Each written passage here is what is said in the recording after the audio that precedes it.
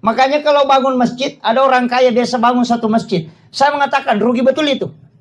Mestinya kau bagi. Kalau sudah banyak masjid di kampung itu, tidak usah lagi bangun masjid. Iya, uangmu yang misalnya 500 juta kamu pakai bangun masjid, bagi nih ke 5 masjid.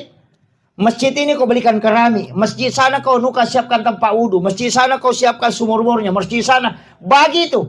Yang masjid yang sudah ada itu saja diperbaiki. Kenapa? Nanti kalau runtuh satu, kau masih dapat 4 jalur pahala. Kalau bangun masjid sendiri, nanti tidak ada orang datang sholat di situ. Atau ada cuma 10, lama-lama diruntuhkan lagi, sudah habis. Padahal 500 juta. Kalau dibagi 5 masjid, tidak mungkin 5 masjid itu runtuh semua. Kan begitu. Ini yang kadang orang tidak paham, Pak. Jadi mestinya kita cerdas dalam beribadah. Jangan bilang, oh yang penting keluar. Tidak, mesti cerdas. Makanya di mana kita singgah sholat, simpan sedekah di situ.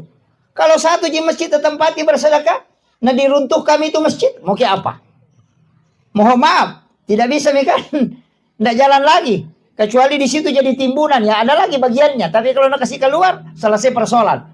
Rugi maki. Coba kalau 10 masjid kita tempati sedekah, pokoknya summa semen. Setiap satu masjid 5 sak semen. Pasti melekat di situ. Nah Nabi kan mengatakan, man bana masjidan fi dunya lillahi ta'ala banallahu lahu baitan fil jannah.